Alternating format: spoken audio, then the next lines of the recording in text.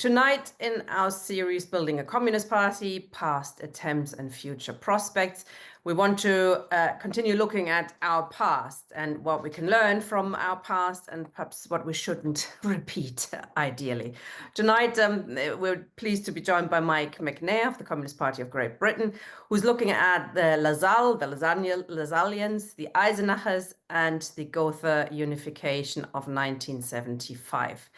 Thank you, Mike, for joining us. Over to you.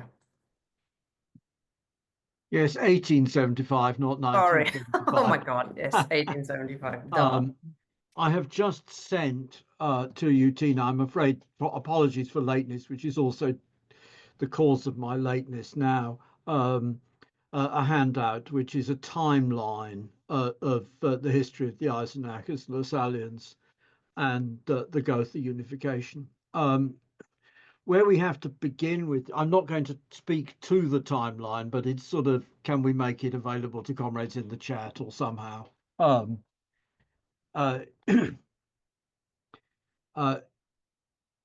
I'm speaking to, in essence, is how did this come about?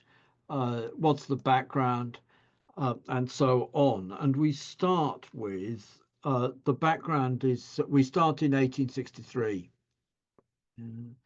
Mike, would you like me to share the screen? That might work. It's not exactly a yeah, if that works, it's okay. Yeah.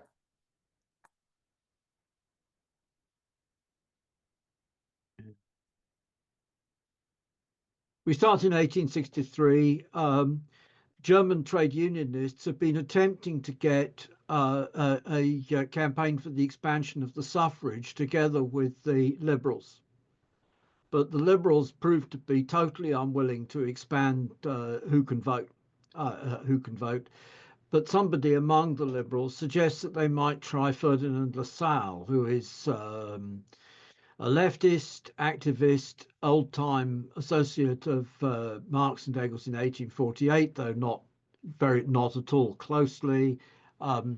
Something of a celebrity lawyer for his defense of Countess Hatzfeld in her divorce proceedings. And Lassalle, in response to the trade unionists' inquiry, issues what's called the open letter. And the open letter is a longish pamphlet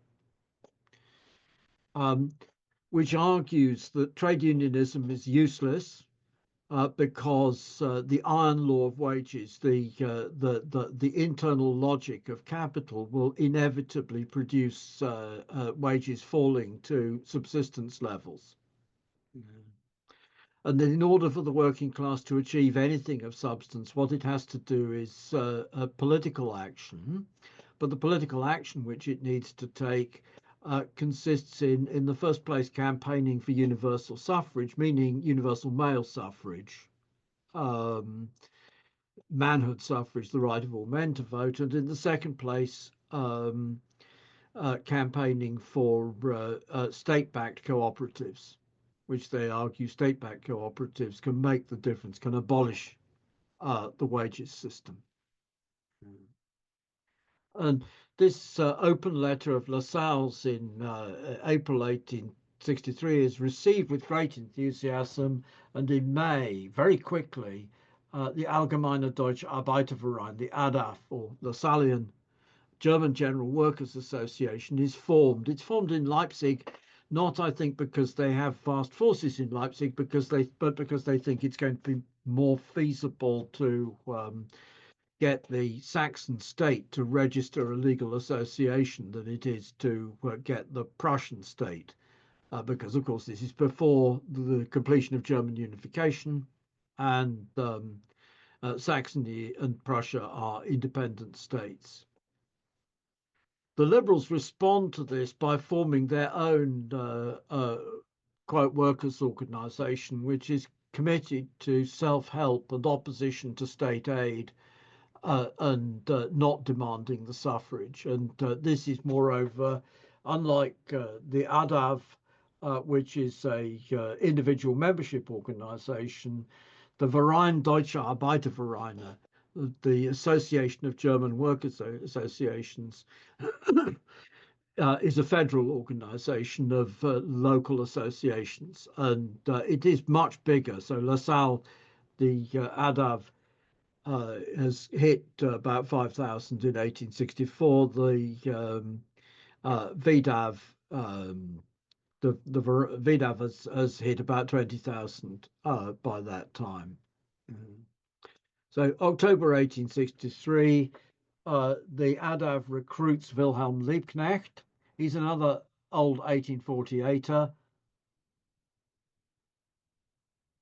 Quite a lot of the 48ers had gone off to the States and were involved in fighting the American Civil War, but Liebknecht had been in exile working with Marx and Engels, but not finding it very difficult to make a living, and went back to Germany on the basis of a promise of an amnesty, which seemed likely to have happened. Though it's not quite clear what the situation is. But by spring 1864, Liebknecht is in opposition to LaSalle on two political grounds. One of which is that LaSalle has what's called the Kleindeutsch, this is German unification issue.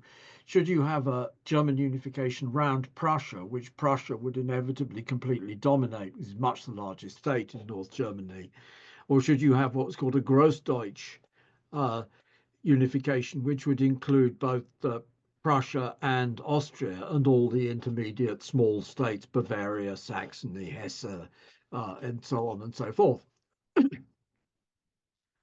So LaSalle is in opposition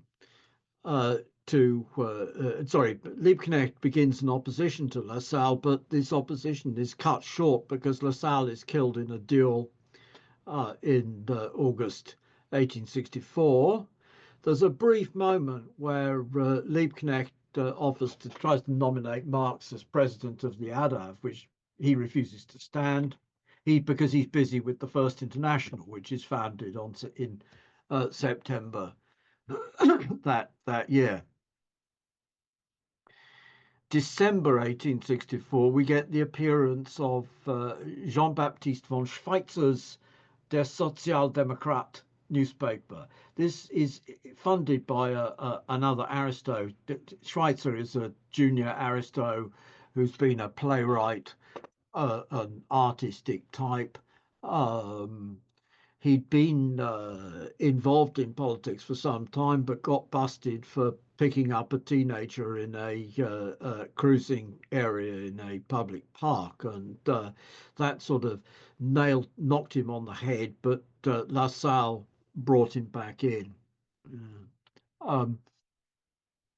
Liebknecht is suspicious of LaSalle's relations with Bismarck, and turns out rightly, because in reality LaSalle had discussed with Bismarck the possibility of the monarchy using the socialists as a weapon against the liberals to defend the monarchy against liberal constitutionalism.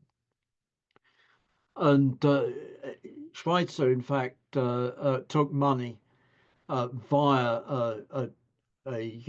Bismarck funded this aristo, who in turn funded Schweitzer, to continue to defend the policy of LaSalle of allying the workers' movement with the monarchy against the liberals. And the consequence of that is that by spring 1875, the Social Democrat is openly supporting Bismarck and Prussian-led Germany. Liebknecht resigns from the editorial board. Marx and Engels, who had agreed to be notionally on the editorial board, resign, and the Prussian government, then demonstrating the usefulness in its view of Schweitzer to it, has Liebknecht arrested and deported from Prussia, and he goes first to Hamburg and then to Leipzig in Saxony. And going to Leipzig in Saxony, he meets up with August Bebel, and they work within the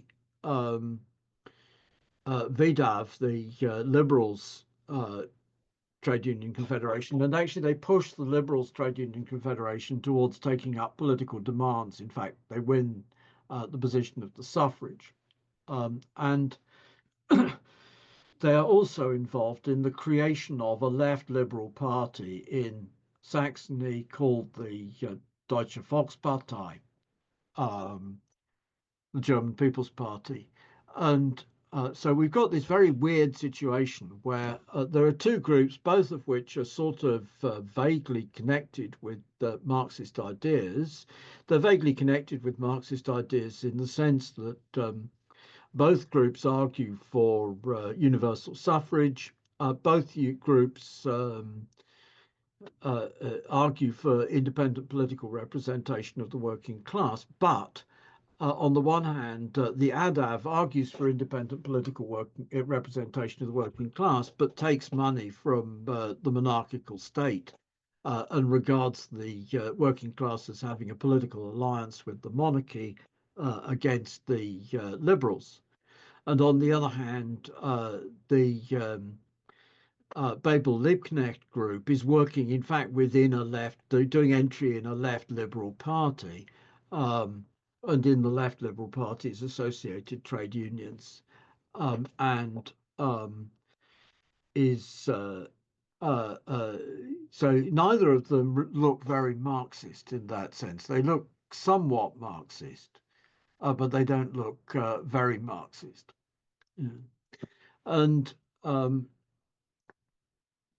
in fact, all the way through between 1864 and 1872, Marx and Engels' correspondence shows that they were sort of had, let's call it, fairly ambiguous relations with both sides. They weren't prepared to back Liebknecht and Bebel unequivocally. They equally weren't prepared to wholly break with Schweitzer and the ADAV. 1866, we come on to the Austro-Prussian War, which is AKA War of German Unification, though that's not quite accurate. It's actually a war about Schleswig-Holstein in North Germany, South Denmark. And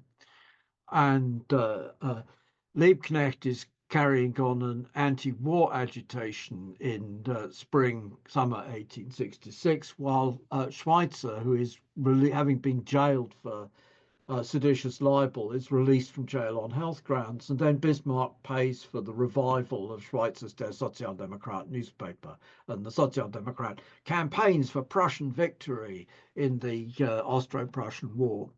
On the other hand, the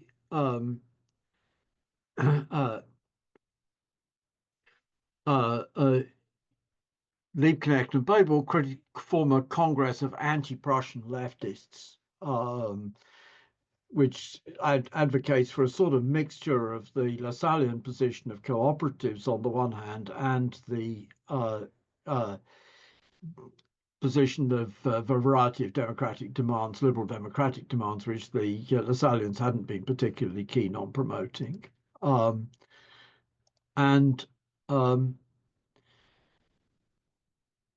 Which is quite sharply criticized by Marx and Engels. This is Chemnitz's platform of 1866. 1867, Bebel is elected to the Reichstag, the Parliament of the North German Confederation.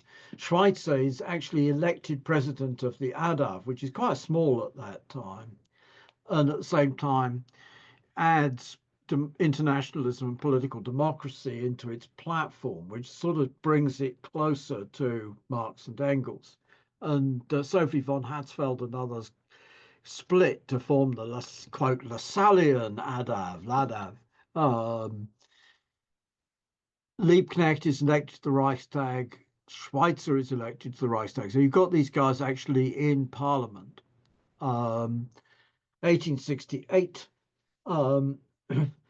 Liebknecht starts a newspaper, and then Der Sozialdemokrat, the Schweizer's paper, gives very favourable, long, multi-part favourable review of Marx's Capital, and Marx and Engels comment on Schweitzer's review that it's actually a good um, project. And we get then in July a private agreement between Liebknecht and Schweitzer that both the ADAV and the VDAV will join the First International. This is on the road to fusion. So the question of fusion between the ADAV and the VDAV is beginning to be is beginning to be posed already in 1868, though it takes till 1875 until it actually comes off. Yeah. But the effect of the in September, when they put this to the VDAV Congress, there was a split, and Schweitzer suddenly backs off from unity and denounces the VDAV and says that it adopts the anti-international faction's position. Quite why Schweitzer's doing that, not entirely clear. It may be that it is actually the case he's still dependent on funding from Bismarck. Mm. And in 1869 at the ADAV Congress, Liebknecht and Bebel are allowed to speak, and Schweitzer calls for a vote of confidence, which passes, but the Congress, but with a large minority abstaining. But then in June, Schweitzer suddenly announces we're going to reunify with Hatzfeld. We're going to return to Lassallean organization principles, abolish the powers of the elected leadership committee, and just have powers vested exclusively in the president. And yes/no referendum on this, 5 days to reply. And Wilhelm Bracker, who is actually quite famous for Marx having written to him about the Gotha program, and others denounce Schweitzer's scheme and call for a congress at Eisenach. So the Eisenach Congress in August 1869 founds the Social Democratic Workers' Party, SDAP, and the Eisenach Congress, then it's interesting and significant point that the Eisenach Congress is already a unification Congress, because it's a unification between Bebel and Liebknecht and their supporters who had been in the VDAV and the German People's Party, and the opposition to Schweitzer in the ADAV. Now, all of these organizations are quite small, but on the other hand, they have actually, under the regime which Bismarck had created for the purely advisory parliament of the North German Confederation, they have actually got representatives in the parliament. And 1869, 1870, on the one hand, we get Liebknecht makes a much more decisive break with the liberals in the German People's Party. On the other hand, July, we get the Franco-Prussian War. And in the Franco-Prussian War, at once we get a sharp differentiation between the ADAV and at least Liebknecht and Bebel as the MPs for the SDAP.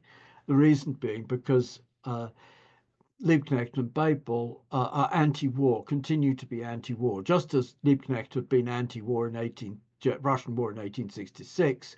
So Liebknecht and Bebel are anti-war in 1870. They don't vote against war credits; they abstain on war credits.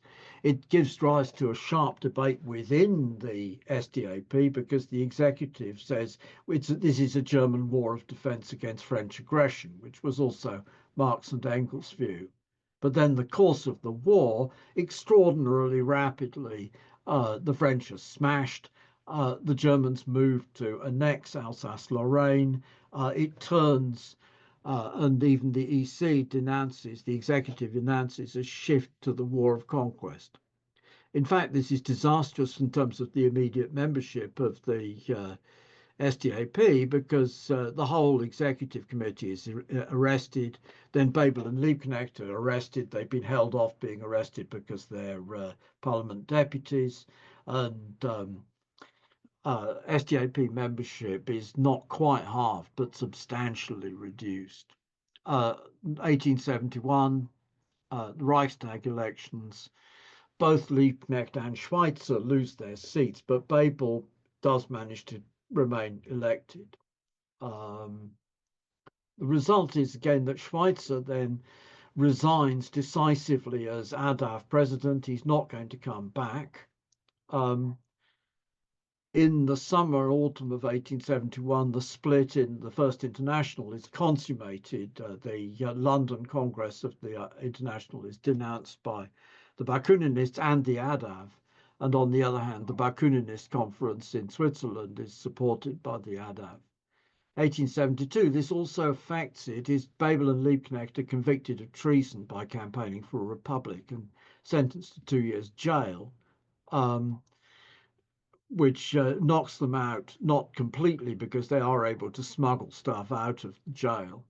But it's certainly the case. We can see that in August, the SDAP Congress calls for unity with the ADAV, prohibits Volksstaat polemics against them.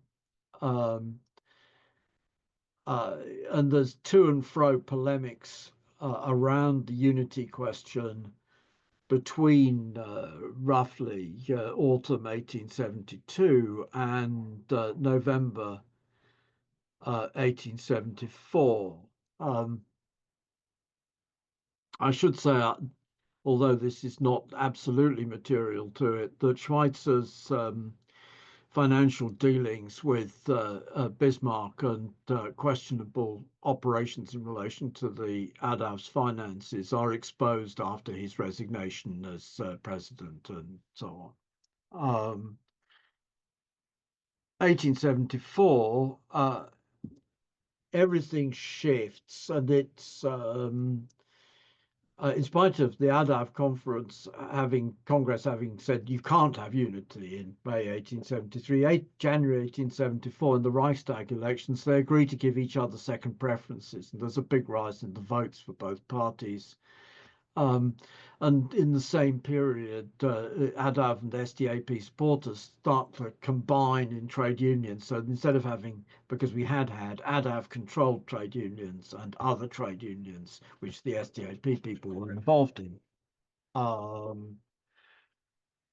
And then there's a faction fight in the ADAV, which results in both sides in the ADAV faction fight approaching the SDAP to seek unity. And that then develops extremely rapidly. November 21st, they announce a common Reichstag fraction. By January 1875, Liebknecht is saying we're definitely going for unity. And May is the Gotha Congress. Now, going back to, I've just gone in a very, very summary way through the history. The effect of the Gotha Congress is a absolutely classic snowball effect. That we start with quite small numbers. The ADAV is a little bit above 12,000. The SDAP is substantially less. But the result of the unification is very rapid takeoff, and the resulting SAP, Socialist Workers' Party of Germany,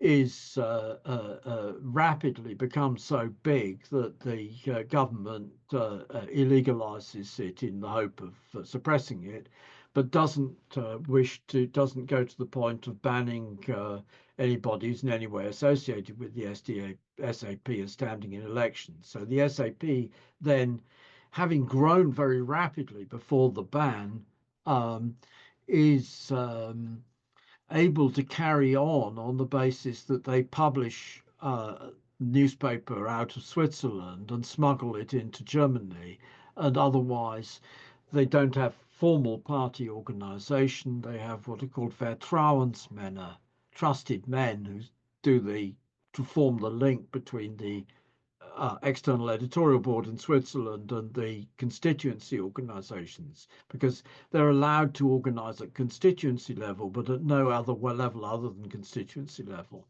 So the party then works between the Fraktion, the deputies in the Reichstag, the editorial board in Switzerland, the Vertrauensmänner linking the constituencies to Switzerland, and constituency organizations. And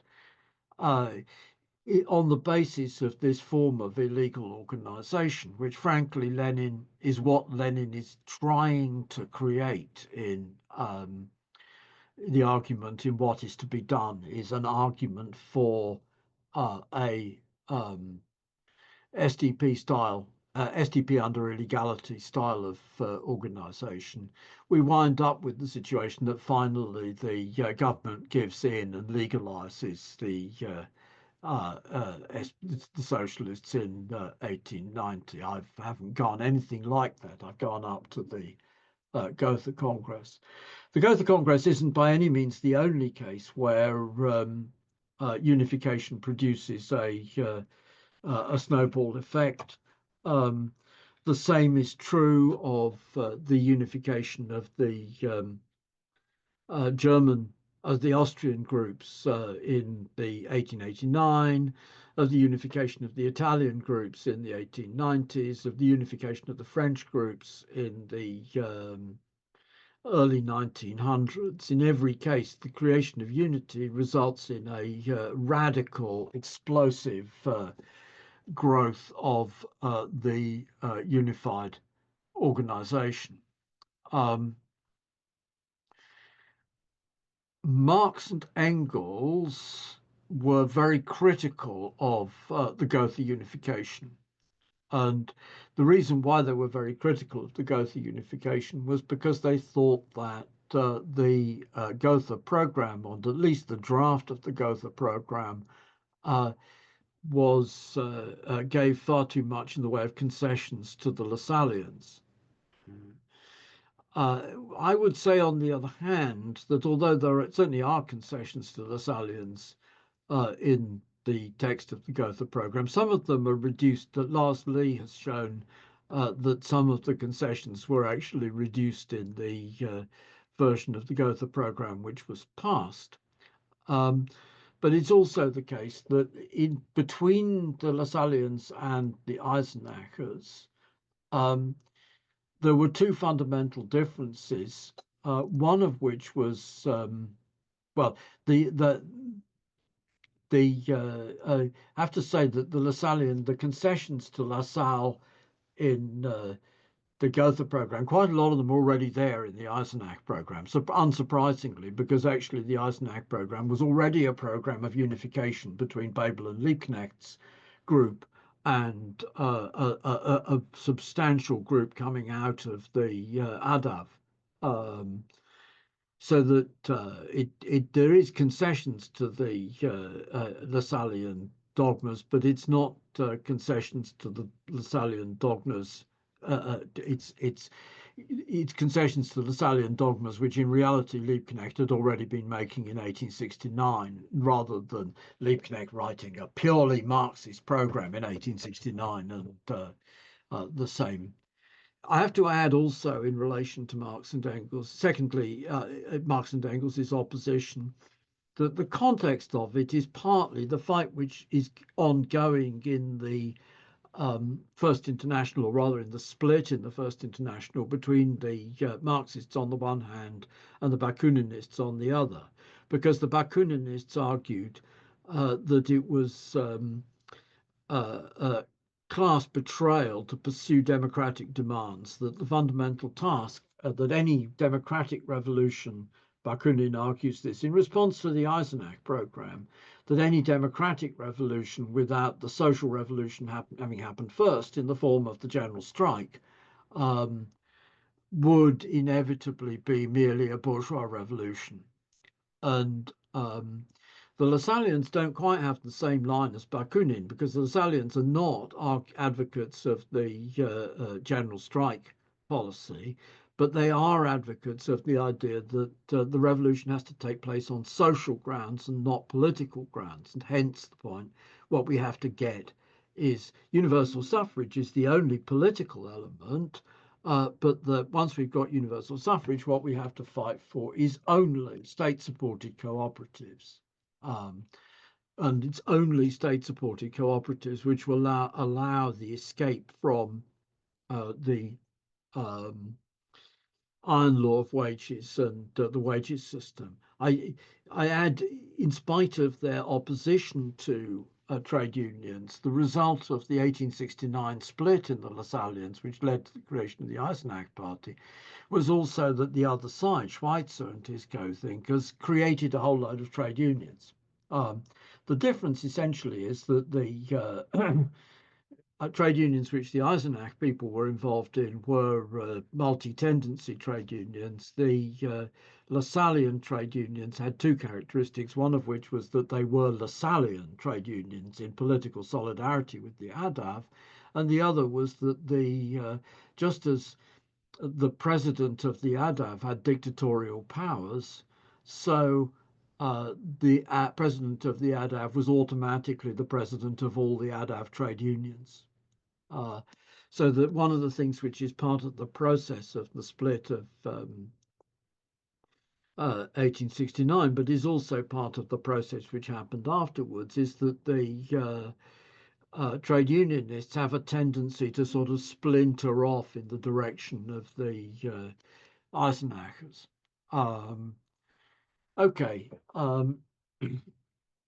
So then 1875 and the Gotha program, yes, there are individual concessions, particularly in the context of what we would call the maximum program to the Lassalleans in terms of general theory, but at the same time, it is actually a politics first. It is actually a politics first platform, like Marx's politics first platforms in the demands of the Communist Party in Germany, and the politics first platform of Chartism, and the politics first platform of the party program of the Parti Ouvrier, and so on and so forth. So the Lassalleans had not conceded all the stuff about the iron law of wages or the importance of cooperatives, but they had in fact conceded substantially on the question of maximum minimum program and politics first party, rather than a party which the Lassalleans had continued to be a party founded on agreement to Lassalle's open letter as a piece of general theory. Secondly, in relation to the organization question, the Lassalleans capitulated completely. Rather than having an organization with individual members who elected a president who had absolute and dictatorial powers over everything, which was the Lassallean position, which had been sort of half backed away from in 1869, but then got back through Schweitzer's reunification with Hatzfeld. They accept the Eisenachers' principles of organization, which involved having a party executive and a separate editorial board of the newspaper, and the local organizations all having their own right to organize, raise funds, publish, and so on and so forth, rather than having any direct single person monarchical form. It was important to Lassalle, the monarchical form. He regards he argues in his correspondence with Bismarck that the proletariat has a natural tendency towards monarchism and the single leader, and that's how he presented what was going on. He passed the leadership of the ADAV after his death. He put it in his will who was going to take over from him as the next president of the ADAV. And Schweitzer similarly, when uh, uh, an advocate of the First International was involved in the ADAV in 1867-68, Schweitzer argued that Waldteich was a decentralizer because he wanted to take away the dictatorial powers of the centre and go for the collective leadership model, which was that, in essence, the International Workers' Association was characterized by collective leadership model. So back to the question of unification.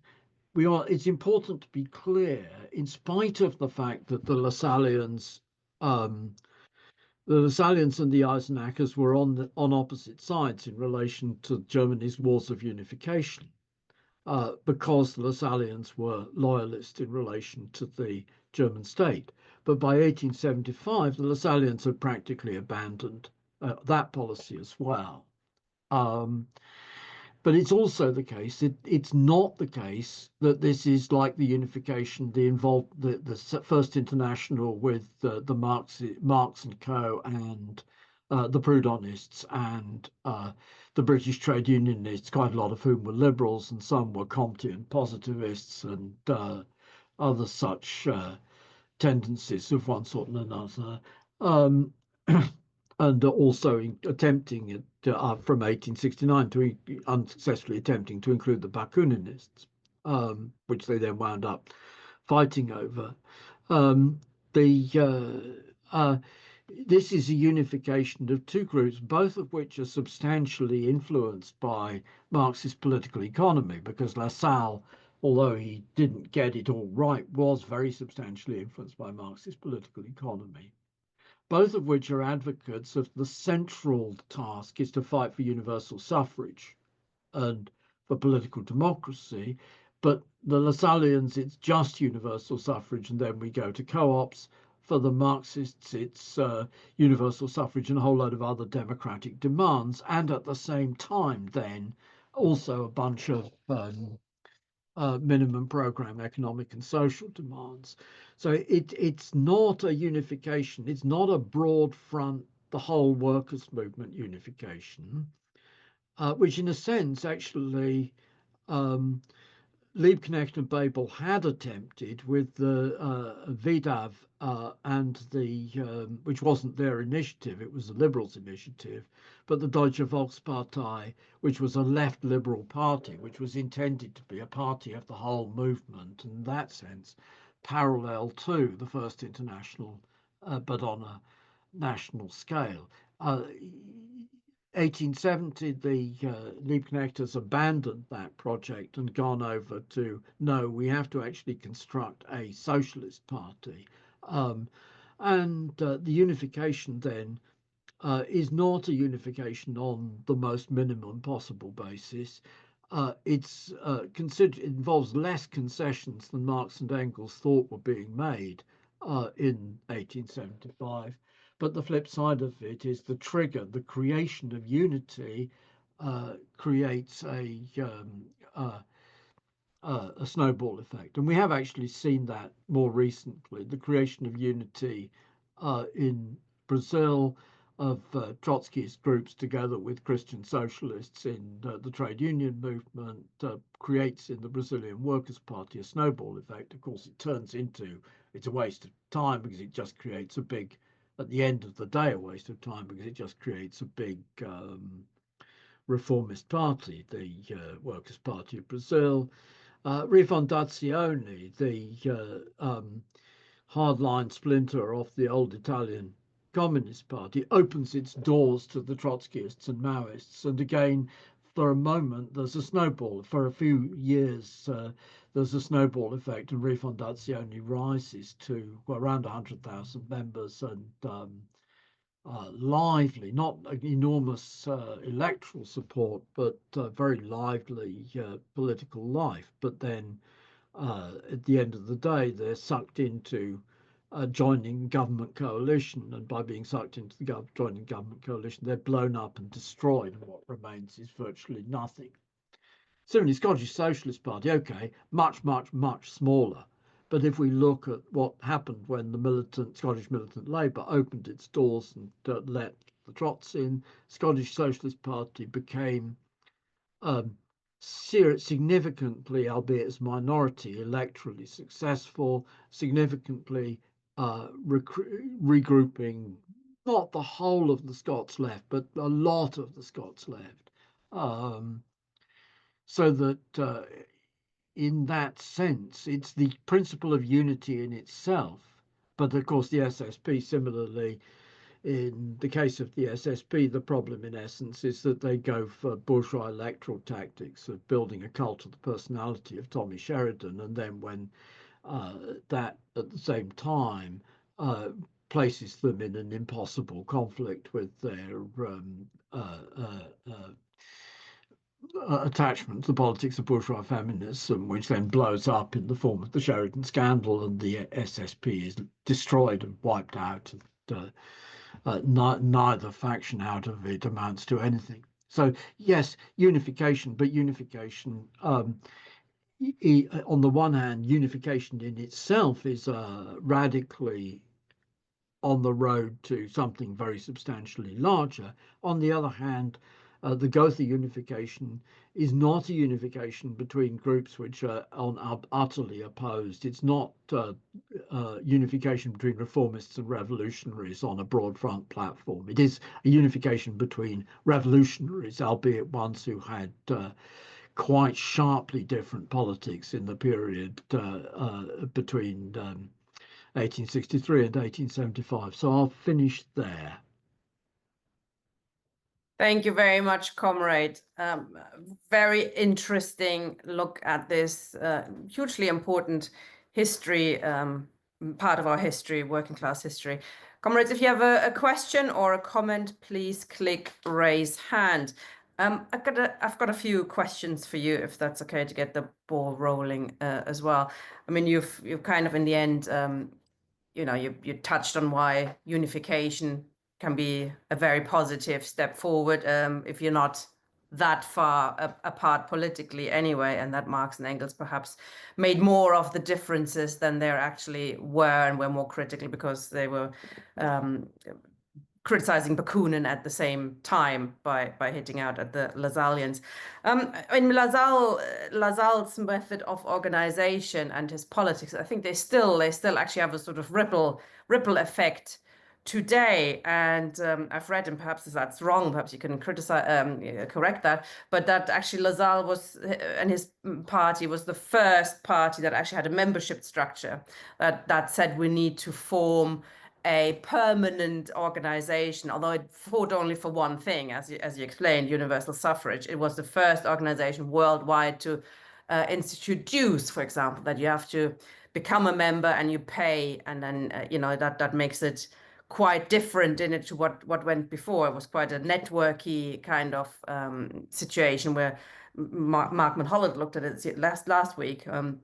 That we organized in networks rather than in a party. So that was the first proper party, and that's certainly a useful thing that we've learned from Lassalle's way of organizing. On the other hand, you did describe the sort of the labor monarch idea. He was a dictator in his own organization, and he did these deals, which only came out, I think, in the 1920s, late 1920s. This relationship he had with Bismarck. I think they met 4 or 5 times, had letters exchanged, etc. That only came out in the late 1920s, and Lassalle never openly said so. But as you described, he had this idea that the state could be used for the good of people. He had a totally different understanding of the role of the state, and I think that's still reflected today, actually, amongst much of the left, the state as a sort of a neutral arbiter, between classes. We can, if we just appeal to the state to help us out, it seems clear that people need better living conditions.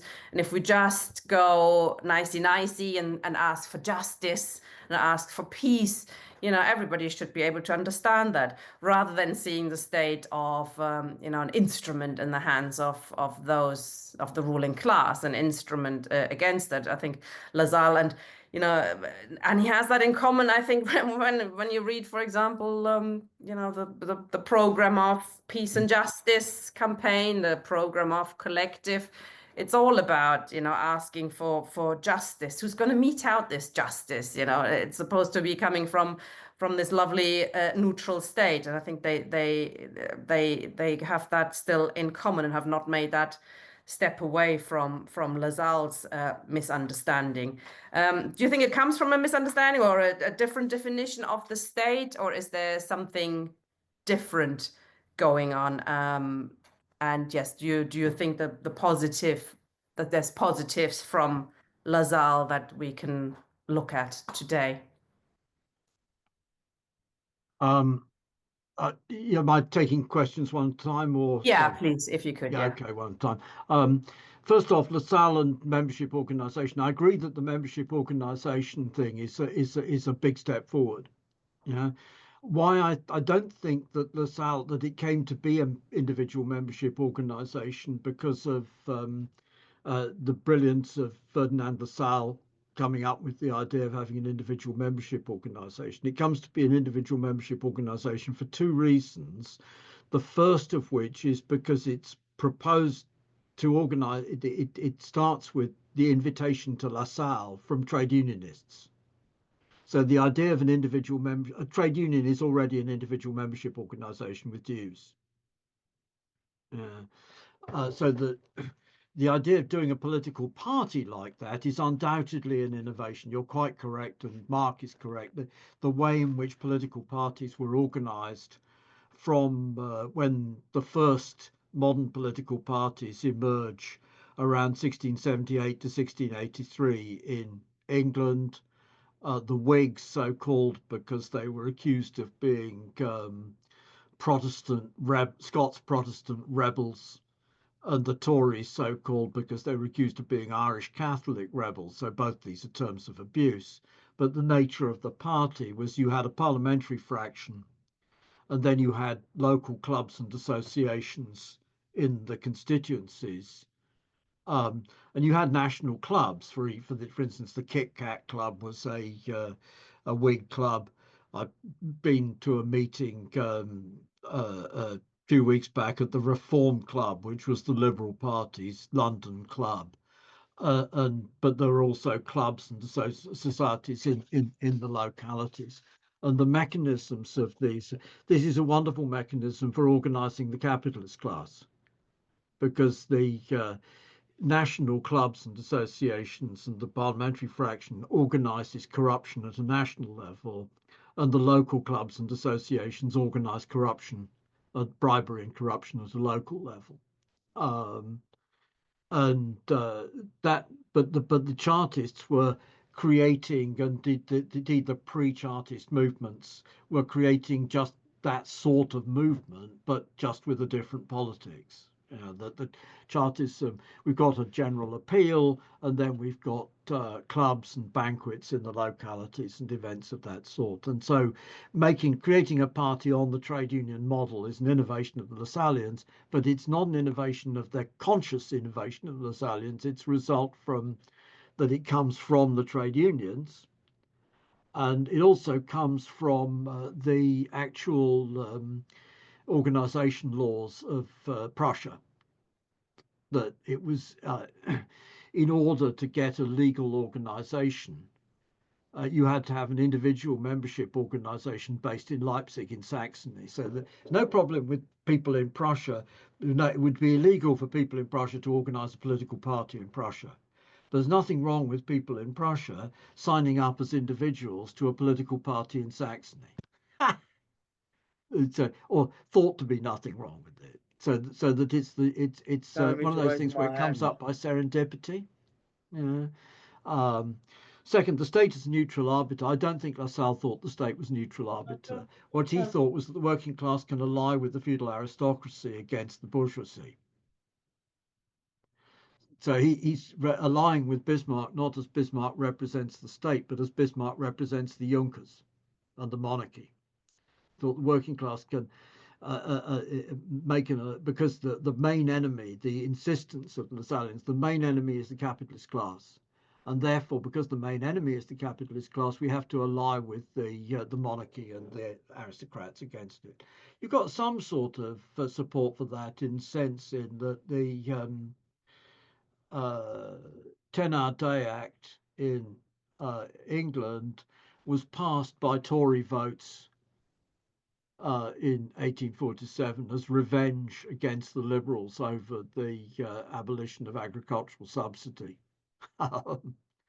So you're going to screw us over agriculture. You Liberals are going to screw the aristocrats about free trade in corn and abolishing the corn laws. We'll screw you by giving the working class a 10-hour day. So maybe, and actually Engels suggests that in the 1880s, he says that it would be acceptable for the socialists to call for a Tory vote as long as they did so clearly and explicitly to punish the liberals for not delivering. Liberals say they'll do something, they promise, they don't deliver. The workers' movement should call for a Tory vote in order to just to punish the liberals. Moshe has made this point actually. As long as you absolutely exclude the possibility of voting for the Tories, you allow the liberals to triangulate and say, okay, make all sorts of promises, but always move to the right. Yeah.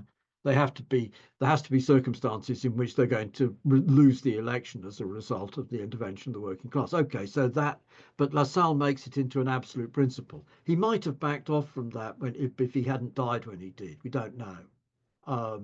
Schweitzer, it does seem to me, was actually financially dependent on Bismarck. It seems to me that Lassalle wasn't financially dependent on Bismarck, but he was playing political footsie with Bismarck. Schweitzer seems to have actually been financially dependent on Bismarck to keep his paper coming out. That's it. Sorry, what do you mean by financially dependent? He actually paid the bills for this, or was it just that he did? Yeah, from the outset. It wasn't. It was indirect. Bismarck put state money into a German aristocrat, and the German aristocrat then paid the bills for Schweitzer's paper. Okay. That was already the case when Marx and Engels were signed up to it in 1864, but then they broke with him because they thought he's just pushing Bismarck's line, and it was already the case that there was suspicion about Schweitzer's dealings with Bismarck from a very early stage. Though the guy I've got at the bottom of the handout, this guy who blames it all on Marx and Engels, is homophobia, because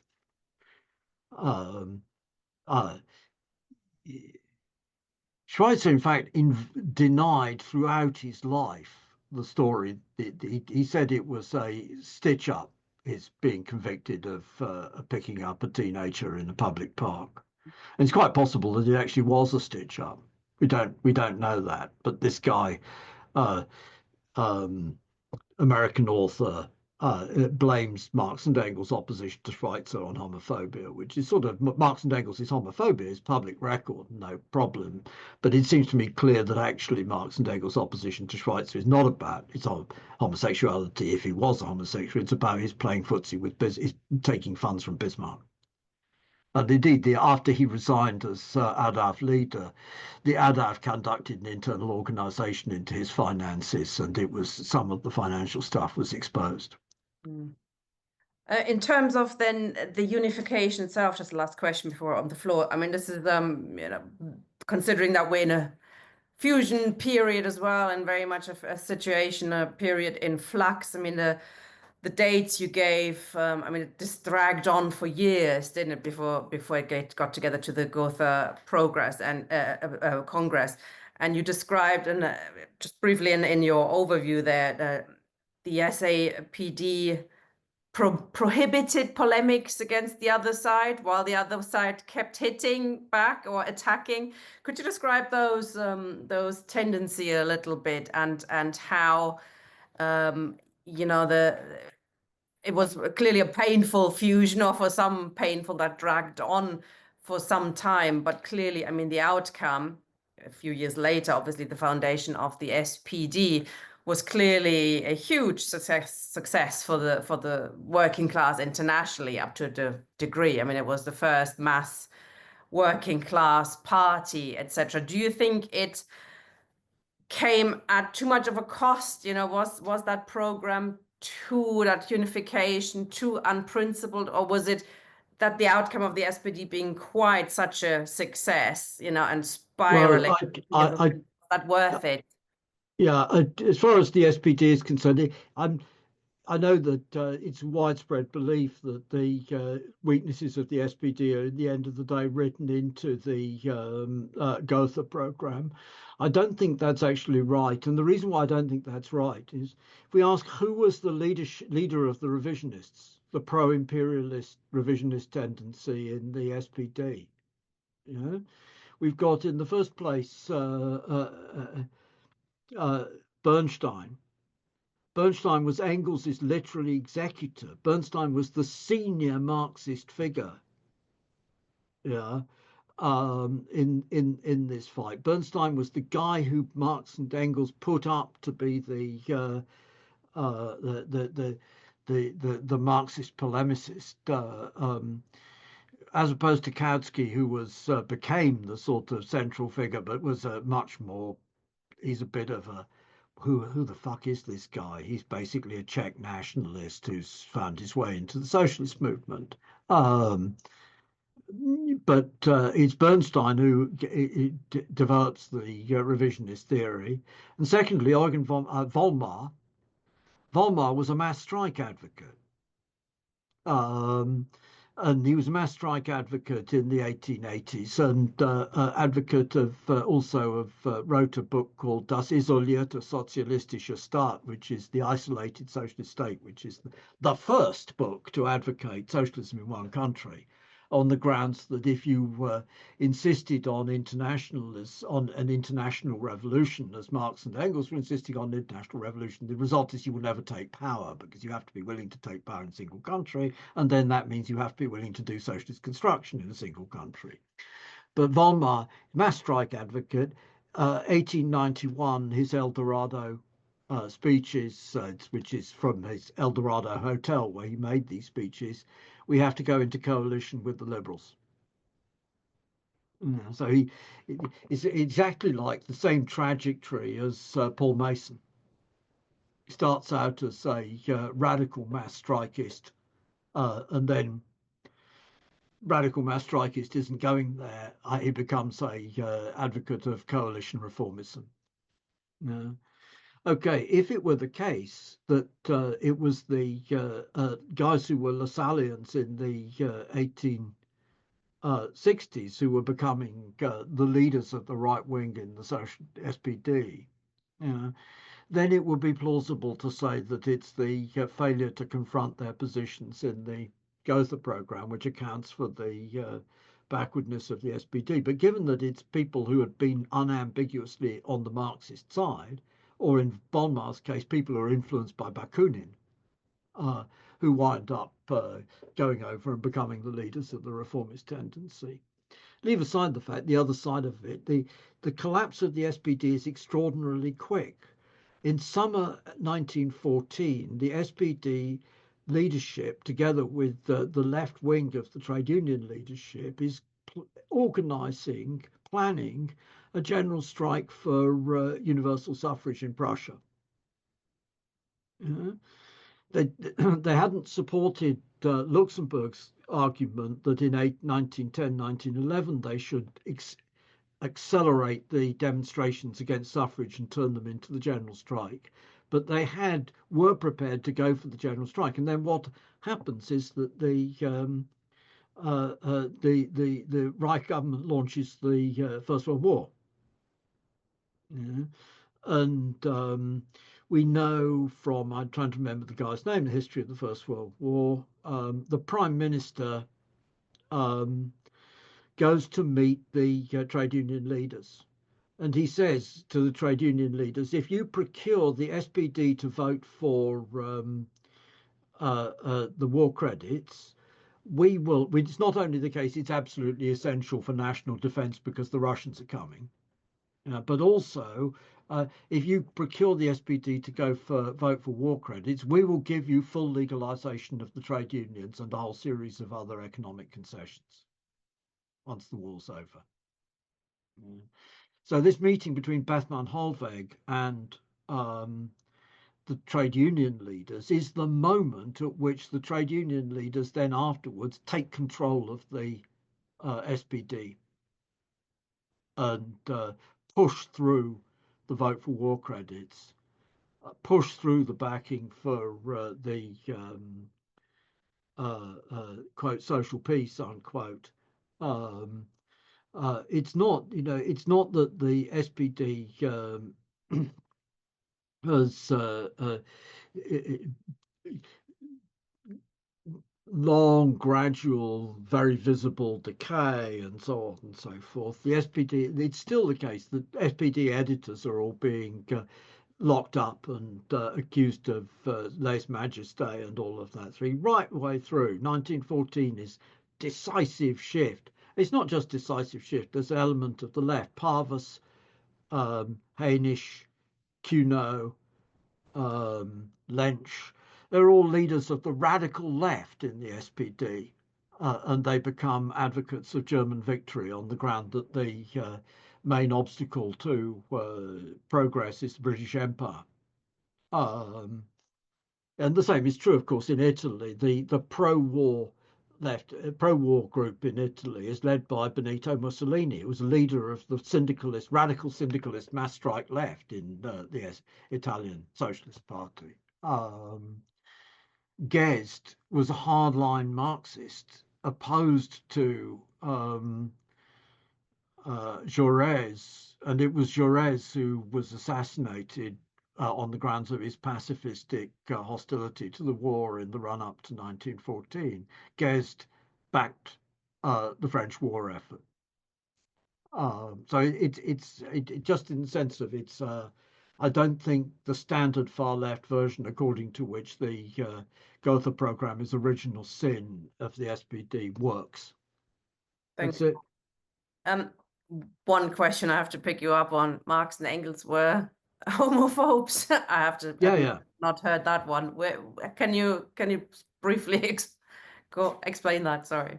Well, you can look at that article about the queer, which I put on the handout. The queer Marx and Engels love to hate is online, and it's got a whole load of stuff from Marx and Engels unpublished correspondence about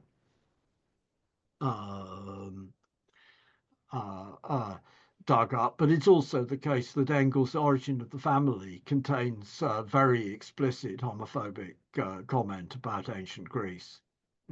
I'm not sort of totally, I'm not going to say that the ancient Greek thing of adult men, quote, initiating 12 and 13-year-old boys is desirable model of sexuality or anything like that.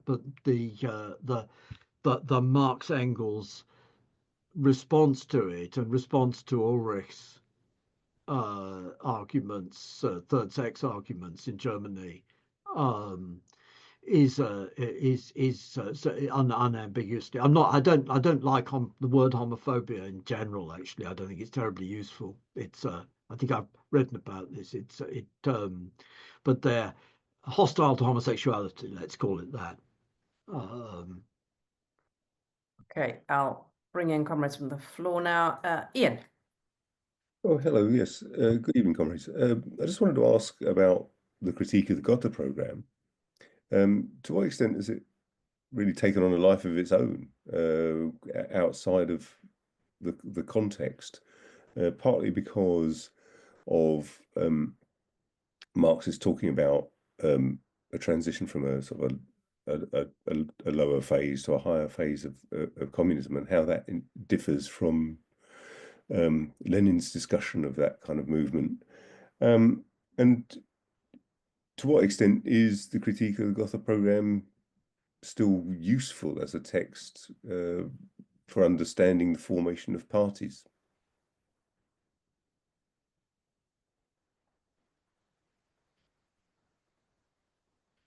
Do you want to answer that straight away, or do you want to ask? Oh, yeah, okay, CGP. I think there's lots of useful stuff in Critique of the Gotha program. At the same time, I actually think there's, say, for example, the stuff about labour tokens. It seems to me, actually, this is Marx writing at high speed, because this is Marx writing at high speed to make a last-minute intervention in the negotiations around the Gotha program. Yeah. And what he writes about labour tokens is not really defensible, because when he says the analysis of it's labour tokens is an Owenite nostrum, which would get rid of money. And the point about labour tokens is you receive labour tokens, you can spend them only on consumer goods. And there's a problem with this already. Is I buy a electric screwdriver. Yeah, that's consumer goods. But suppose that my pension was gone and I had to set up in business doing small-scale carpentry work. Then my electric screwdriver would at once become means, having been bought as a consumer good, would become means of production. Yeah. The scheme about labour tokens, which is in CGP, is actually inconsistent with the general scheme of Marxist analysis of political economy and critique of political economy and capital. And it's the reason why it is simply because this is a very high speed writing off to polemicize against the concessions to the Lassalleans. And in the same way, actually, parts of that critique of the Gotha program, the comments on the democratic demands being just the demands of the liberals, is plagiarized from Bakunin. This is Bakunin's critique of the Eisenach program, which the Eisenach program 1869. Bakunin's critique, we haven't got a definite hard date on it, but almost certainly 1870. And it relates to this is in the same way we've got an oddball, the Marx's letter to Zasulich. And Marx's letter to Zasulich, of course, is a series of drafts of a letter to Zasulich which was never sent. But then the Stalinists dug it up as being an argument for socialist construction bypassing capitalist stage in Russia. Yeah. But Marx's letter to Zasulich is also informed by the context of the polemic with the Bakuninists. Because Marx's line in relation to the Russian groups was that he was for Narodная Volia because they were politics first people, and against black redistribution of Plekhanov and others because they were politics second, they were economics first, politics second people. And that affects how he writes. So yeah, I think Critique of the Gotha program, it's got some really interesting stuff in it. But at the same time, it's not straightforwardly, this is a document on the basis of which you can found fundamental principles. Thanks, Mike. Okay, and please. Hello, can you hear me? Yeah, all good. Great. Okay. I've never actually spoken to any one of you. I've just been following a few of your recent YouTube offerings. I found it very, very interesting. Obviously, you seem to be open to discussion with people who regard themselves as communists. So I thought I'd make a tiny little I don't know, contribution maybe. Personally, I'm a great fan and sympathizer of an organisation which I don't know if you're even aware of. It's the Communist Workers' Organisation. I don't know if you know of that organisation at all. US Maoist group? No, not at all, not at all. British affiliate of the internationalist communist tendency. I think, you know, our main historic roots probably go back to the Italian communist left. Oh, right, yeah. Yeah, you know what I'm talking about. Yeah, one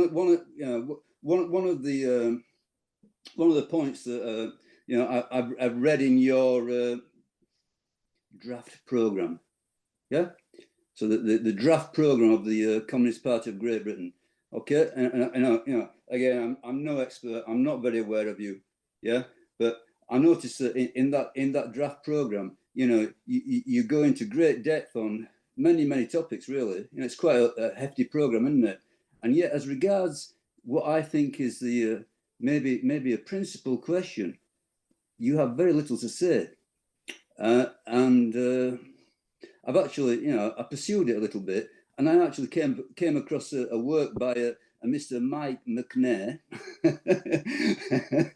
Yeah, and I read it, and I think, you know, I can't remember the exact title of the work, but you know, you cover this question, and the question is that of workers' councils. Yeah. Mm-hmm. Yeah. And as far as I could, you know, the organisation that I personally sympathise with, you know, we see the workers' councils as being primary. You know, how does the working class come to power? Through the workers' councils. You know, we see that, you know, in the critique of the Gotha programme, you know, chapter 4, I believe, you know, Marx talks about the dictatorship of the proletariat. Yeah, which, you know, okay, to a modern ear might sound a little bit, you know, a little bit scary, you know, the dictatorship. But what does it just means the rule of the proletariat. How does the working class come to power? And you know, we think that was answered by the workers' councils. We do not believe that the working class gives its power to a party.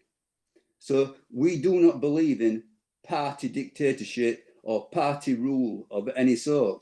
Now, when we talk about the rule of the workers' councils, you know, yes, the party is involved in that. So the party members can be involved in the higher organs of the workers' councils, but that is not the same as party rule. Okay. This is slightly off topic. I've let you go on. It's not really the topic of tonight's. I just want to, you know, because it's an interesting one. So I'll ask Mike to reply briefly though on it, if that's okay. Yeah. As I say, you seem to have very little to say. In you know, you mention it, but it seems to be almost like, you know, the workers' councils are not the vehicle for proletarian rule. I mean, this is not a CPGB meeting, so we, you know, Mike is a member of the CPGB. I would like to ask Mike, you know, because I've read his work, you know, so okay. You know, and the man's here, you know, I gotcha. Okay. Does he see the workers' councils as being something which is, you know, obsolete, an anachronism, something which is gone, or okay, we got you. Is there a rule for? Thanks, Anne. Okay. Councils today. Okay. Okay. It's okay, Mike. If you could reply briefly. Perhaps. Yeah, very briefly. I'm for the revival of trades councils, any forms of coordination, job stewards combines, job stewards committees, factory councils, local councils, one sort or another. But flip side of it, the Soviets in Russia were set up by the Mensheviks in 1904 in imitation of the British Trades Councils, and 1905, sorry, in imitation of the British Trades Councils. And in 1917, they were set up by the Mensheviks and the Liberals because they played an important role in 1904, and because the Mensheviks and the Liberals believed that the workers' councils could mobilize support for the war. And indeed, right down to the failure of the June offensive, the workers' councils did mobilize support for the war. Yeah. it's a point which is made by, in fact, by Leon Trotsky, and I think correctly in look at Germany. Germany's created workers' councils, yeah, but because the SPD majority was still the large majority party of the working class, it was the SPD majority dominated the workers' councils and led the workers' councils to support the creation of the Weimar Republic. The same's true in Austria. The workers took the factories, set up councils, went to the leadership of the SBO, SB Austria, and said, we control all the factories. We need a central planning organization to enable us to run the factory, keep supplying the factories so that they're actually running. And the SPO leadership says, give them back to the bosses. And give them back to the bosses, because if we don't give them back to the bosses, the Italians will invade. Well, actually, what that tells us is the uselessness of revolution in a single country assessment, because if the Italians had attempted to invade Austria in 1919, the Italian army would have broken up because Italy was about to enter into a revolutionary crisis. So it's thinking of the revolution as being a single national process, as being a series of national processes, actually prevents you from making revolution. But the flip side of it, actually, no, workers' councils doesn't solve the problem. The problem of the party involves us displacing and getting rid of. And it involves also equally, dear me, dictatorship of the proletariat. Mark Mulholland wrote an excellent pair of articles in the Weekly Worker a couple of years ago, and he makes the example of dictatorship of the proletariat means stuff like the Irish land wars and stuff like the intimidation of MPs into voting to get rid of the slave trade in 1807. Or for that matter, my ex-comrade, back when I was working in the Cowley car plant, before my time actually, but he was prevailed upon by the union leadership to call people out on strike when they didn't want to go out on strike. And they chased him around the plant with a rope, with a noose, until he abandoned it. And that, it seems to me, it's I'm not going to go further into that because it's relationship with Gotha and the critique of Gotha is very marginal, but it's much more a question of a judgment. When I was at Trot, we attempted creating workers' councils as a policy in Portugal in 74, 76. It didn't work. The Chilean left attempted the policy of creating workers' councils in Chile in 73. It didn't succeed in defeating the army. At the end of the day, in order to actually have a revolutionary crisis, you have to have a split in the armed forces, and that requires a general political understanding of the old regime is corrupt and has to go, which is so widespread that it actually reaches into the armed forces. And it's not that the party then should take over. I don't agree with the idea that the dictatorship of the proletariat is the dictatorship of the party. That's wrong. But it's that you actually need the political party to do the work of undermining the legitimacy of the capitalist state under capitalism. It's not the party isn't the job is not to coordinate the strike actions. It's not to give direction to strike actions or anything like that. It's to do the political work of delegitimizing the judiciary and delegitimizing the bribe-taking MPs and delegitimizing the advertising-funded press and so on and so forth. That's it. Thanks both. Peter, please. Can you hear me? Yes. Okie doke. Thanks, Mike. Mike, what would you say, you just before when you were talking then, it seemed to me that you were reducing notions of Soviets, conflating with workers' councils, and, that leads, so in other words, treating it as if it was economistic. And I don't think like the Soviets were just workers' councils. I don't think the Paris Commune were just workers' councils. There was something more political and social and economic as well. So, there was a confluence of class forces within the commune, and there certainly was within the Soviets. I'm just a bit puzzled about like where you stand then with Soviets, communes, call them what you like, and party politics. The state, the politics of the state. Do you see the Communist Party's job just in terms of propaganda, and then we see which what organisations the working class develop spontaneously, and then we work to kind of like raise the consciousness politically by a critique of capitalism, a critique of the state in its current strengths and weaknesses, and where it can be where it can be changed in the interest of the working class. Or do you see the party as maybe taking up some of the bigger politics at state level and entering parliament? Do you think that's the role of the party? And I suppose that base what I'm asking is, where do we see the working class developing a political consciousness? Is it just, it seems to me that the working class develop a political consciousness wherever they work and wherever they live. And, so there's got to be some sort of dialectical approach between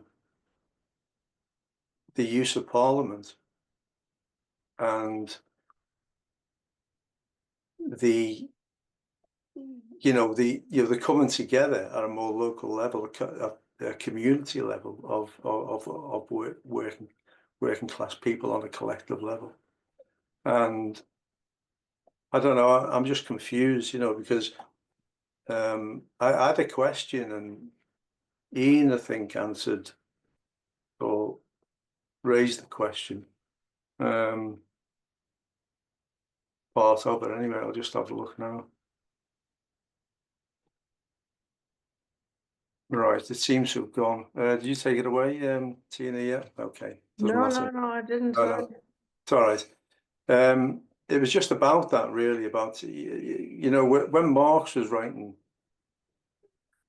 his critique of the Gotha program, did he not have in his mind what happened 4 years earlier with the Paris Commune, and what he wrote about that, and what he, when he was reflecting on that, the experience of that, and as much as that, maybe he thought, the direction of communist politics, of the left politics, were erring too much towards the state and the seizure of the state. And another concern that I think Marx probably had was that this fitted in with the time, with the development of capitalism, where capital had become more social and more collective. And also the labour movement itself had become more collective, and labour as a kind of presence within production was more social and collective. So we have this like a development in society which facilitated state supervision, if you like, and state administration. And I think possibly Marx, might have had that as a kind of a warning sign, that we take up arms at state level and build castles in the air about making it more democratic, and we slip into bourgeois territory where the bourgeoisie, as it develops as a class, as it develops the economy and the wealth that's produced as value, but wealth anyway, can be used to reform away working class demands. And so, they're my kind of fears, and also what I mentioned before about I'm just puzzled as to where you stand. Couple of big questions there. Yeah.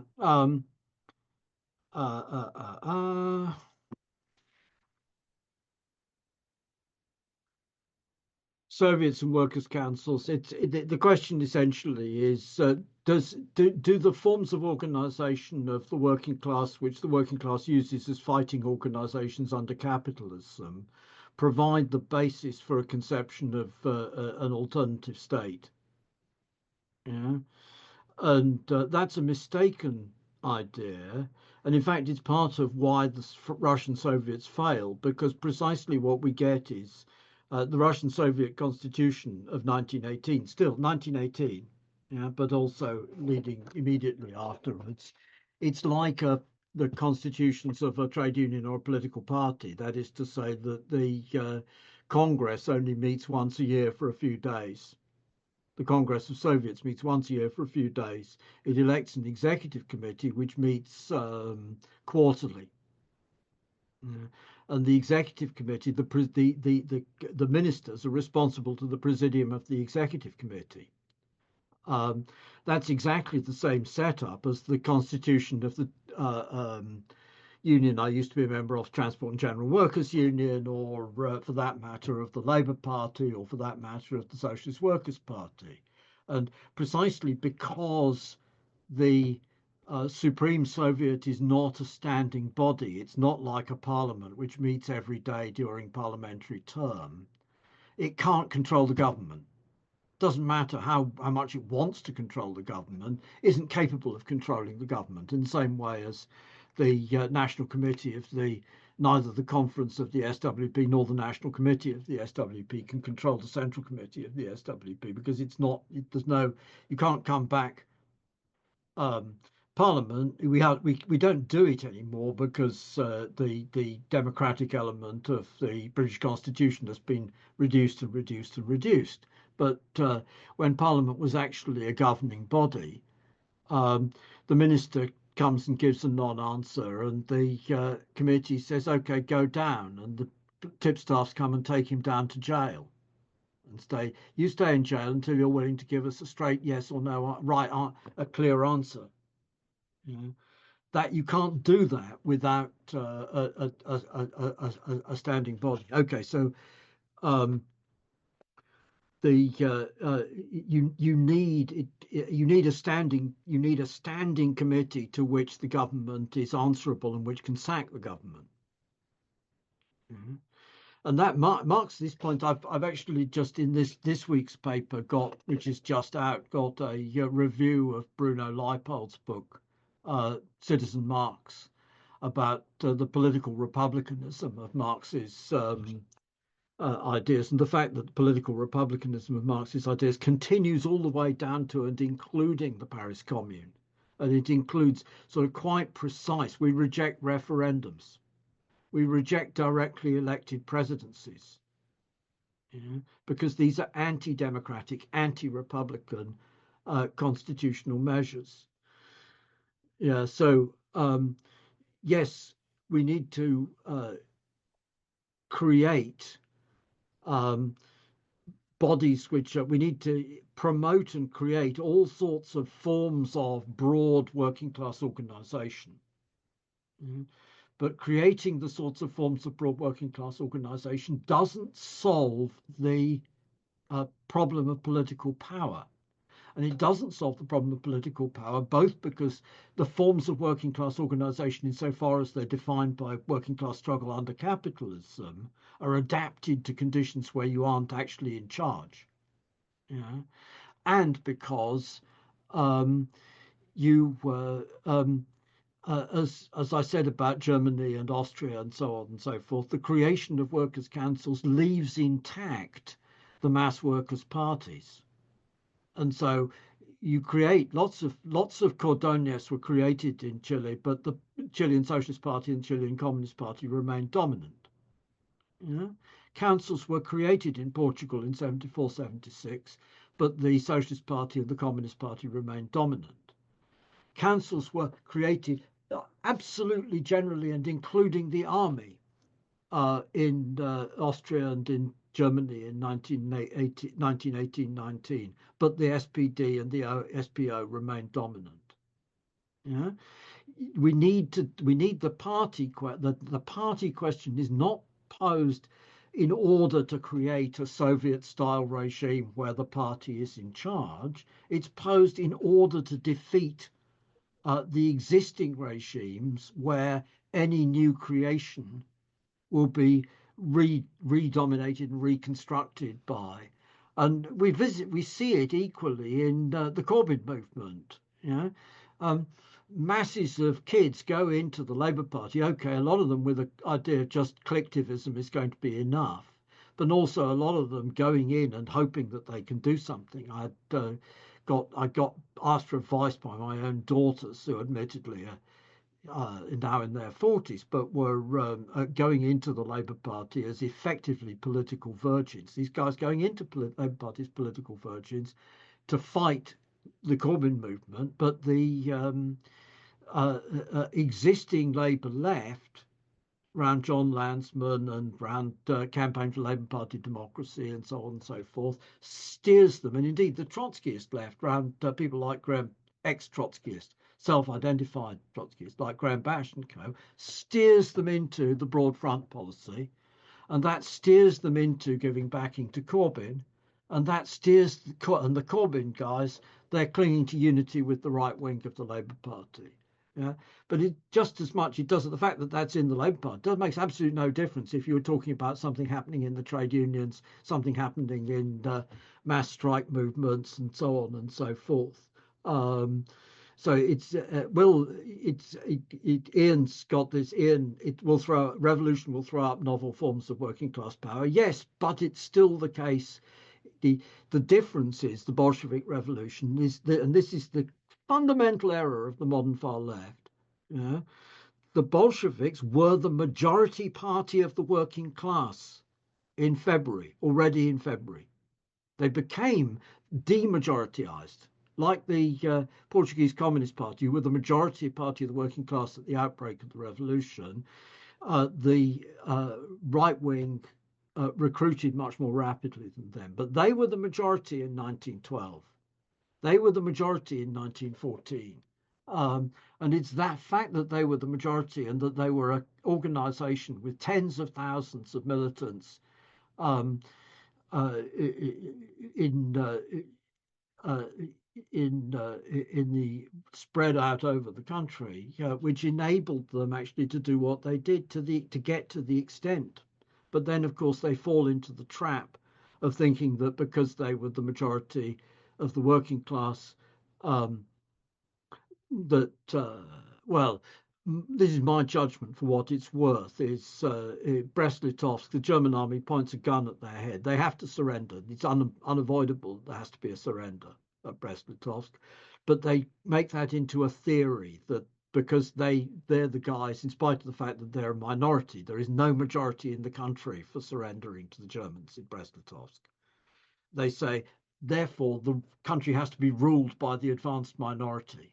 And that's what they say in Second and Third Congress of Comintern. The state has to be the dictatorship of the proletariat, has to be the dictatorship of the minority party. That's an abandonment of the fundamental principles on which Marx argued in his work on the Paris Commune, in everything which he wrote previously, and so on and so forth. It's not the doing the emergency action. It's quite often people have to do emergency actions which are unpopular and so on and so forth. That's the nature of emergencies.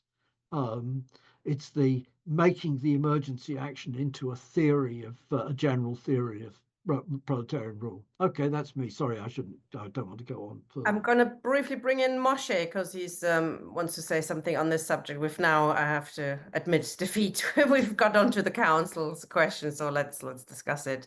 Moshe. Yes, well, excuse me for intervening in this. I've written an essay about form of organization in a worker state. People don't realize that while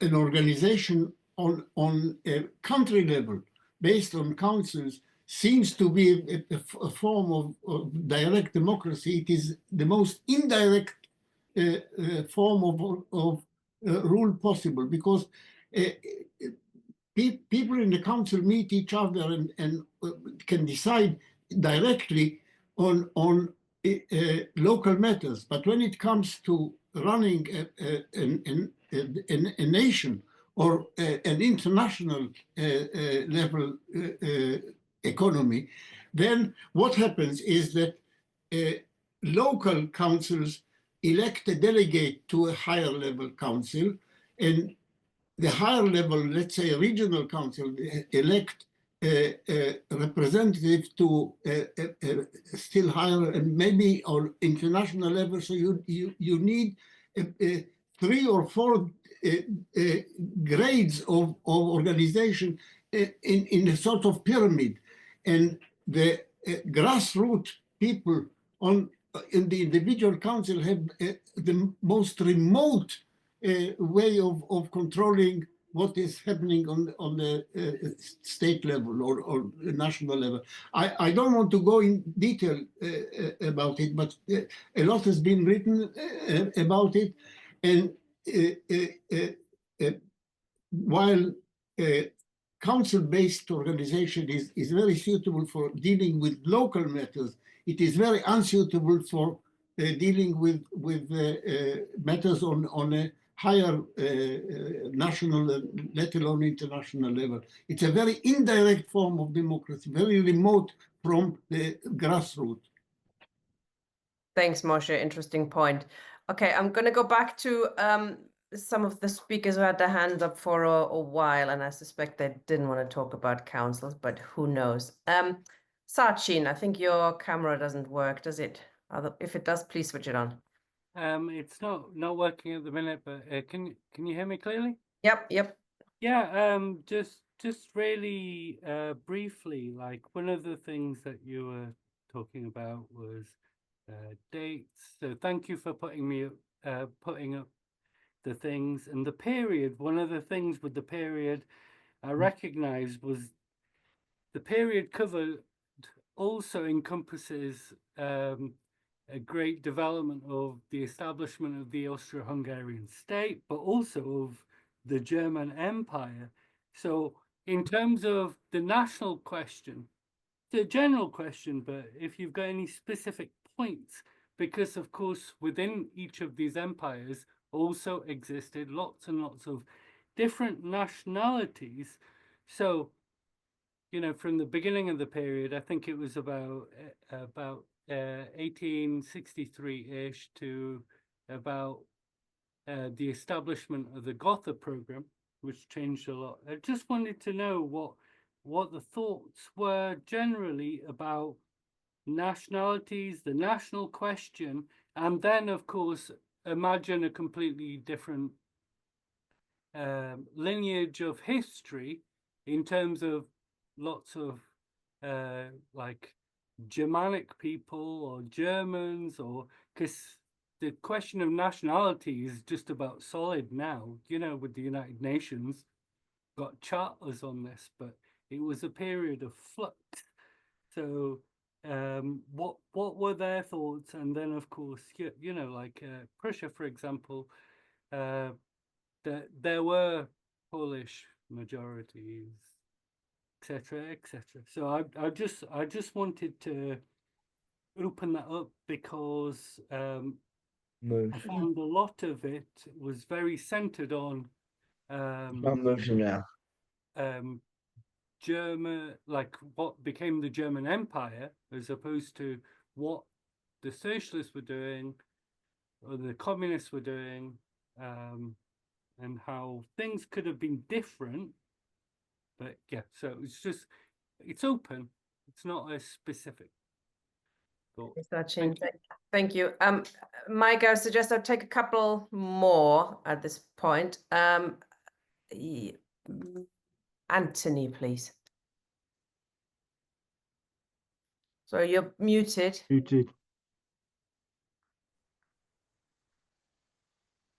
I want to ask a question on the relationship between free trade and protectionism between Bismarck and the National Liberals and Conservatives, and how that impacted on the working class movement in terms of trade and other concessions they had to make, because that was important with the anti-socialist laws. Thanks, comrade. I've got Steve Freeman. Do you want to answer these, Mike, or shall I bring Steve in? I think we've had Moshe, Sachin, and Anthony. Yeah. Let's have Steve, and then I'll come back after Steve, if that's okay. Yeah, great. Steve.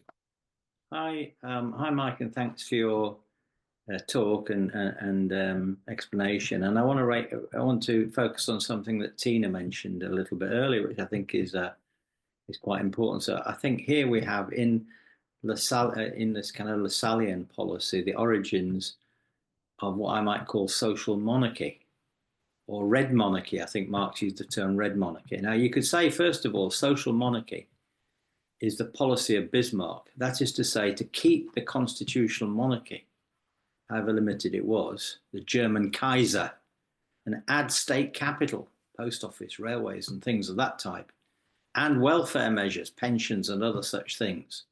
And that is the social monarchy. So it's a policy of the ruling class to incorporate the working class into the state. Now that's different from social monarchism, with an ISM on the end of it, like these other isms, which is an ideology adopted by the socialist movement.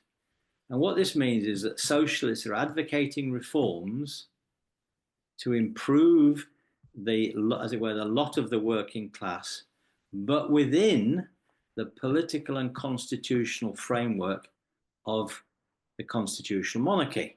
So I call that social monarchism. And so the minimum, if you like to put it another way, the minimum program is not a Republican program. It doesn't have the idea of a democratic republic because it wants to work within the given framework of the state. Now, the relevance of that to today, and this is why it's an important period, of course, is that you could certainly say that the Socialist Labour Party, the Socialist Alliance, Respect, Left Unity, Tusk, and the Corbyn movement all had illusions in the constitutional monarchy. They didn't promote a program that was in any sense democratic republican in its politics. So they didn't adopt what I would call a minimum program, a minimum republican program. And if that wasn't bad enough, which was terrible, disastrous, because it showed the whole movement was compromised, which is, in my mind, one of the reasons why all these attempts at broad parties failed, but that the communists, the Republican communists, failed to challenge this in any serious way, kind of adapted themselves to it instead of challenging it. So I think that we have a responsibility for the failure of those organizations for never challenging the programmatic basis. We kind of accepted it and sort of said, all we need to do is Socialist Alliance, become the Communist Party, tell them to become the Communist Party, and then it'll all work out fine. And of course it didn't. So I think we have to be able to mount a challenge, and we can learn from this period in history, Mike, in the way that you've explained it to us as well. I think the lessons for today, as Tina mentioned right at the very beginning, when Tina herself drew this connection between then and now. So that is my kind of, is it a contribution? Call it what you like. Question. I don't know if it's a question. I don't know if it's a contribution, but whatever it is, that's it. It was something. Thank you, Steve. Pam's got a hand up. Do you want to take her, Mike, and then perhaps sum up everything, or do you want to answer now? Well, where are we in terms of absolute time? Well, we've got 15 minutes left. Let's hear what Pam has to say, and then I'll come back in at whoever and anybody else, and then I'll come back in for 10 minutes at the end. All right. Thanks, comrade. Hi, Pam. Thanks. It's just a question to Moshe or anyone. I'm sympathetic to what he says about the pyramidal structure of democracy. What is the alternative? And Moshe referred to his essay, and could he please give us a reference to it? Thank you. As you might have seen, he's put his essay in the chat, so comrades can read that later. Thanks, Moshe, and thanks, Pam. Okay, Mike, over to you. Some wide-ranging discussion, to put it mildly. Okay, and then we've got Ant also has a comment in the chat. And Steve Lee had a comment in the chat about the Bolsheviks as well. Moshe and pyramidal hierarchy, I think is basically correct. It's the design of the Soviet Constitution of 1918. You do get direct delegation from the city Soviets to the Supreme Soviet, but in the countryside, the peasantry, the voting is extraordinarily diluted because it's you get a village Soviet, and then that delegates to an Oblast Soviet, and then the Oblast Soviet delegates to a province Soviet, and then the province Soviet delegates to the Supreme Soviet, and that's a regime. And I think probably it's almost certainly the same setup applies in relation to the formal constitution of the Chinese People's Republic. And this is a form of voting which, as Moshe has argued, actually radically dilutes votes. Yeah, in that sense, it's what we've done is we've wound up with, because essentially Karl Kautsky redefined democracy to mean the policy of the Entente powers and the nature of the British and American states. That's in 1917, 1918. Yeah. And Lenin and Trotsky responded to that by making the Soviets into a principle.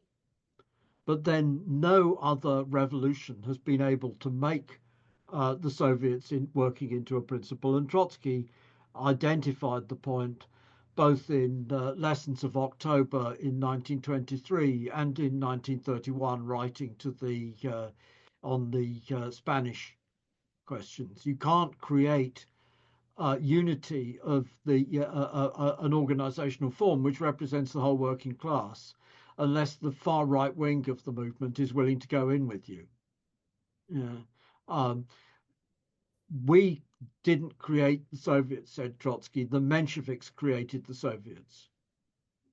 And after the experience of 1917, it was already the case that the German SPD insisted that officers had to be represented in the soldiers' Soviets, which altered the character of the soldiers' Soviets fairly obviously.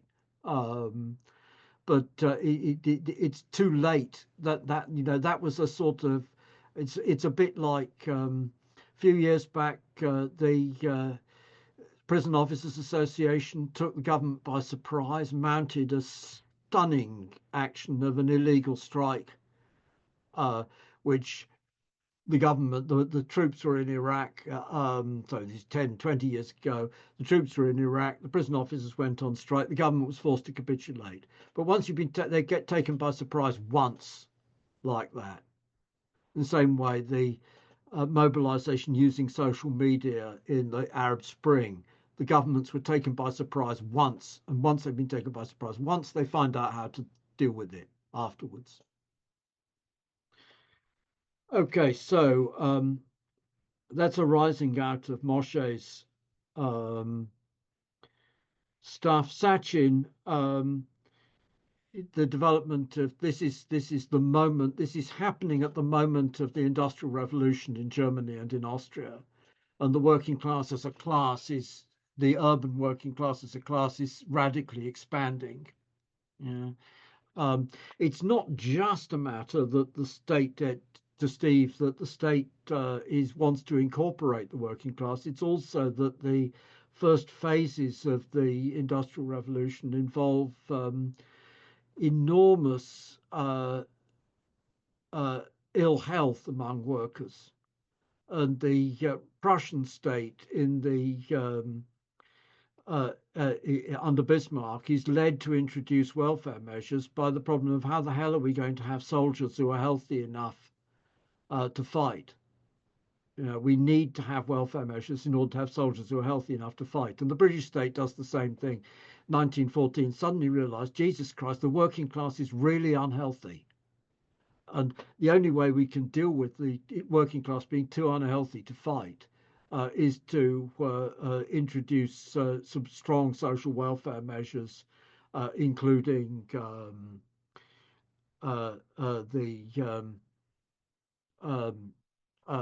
sports in schools and sport fields, which of course they've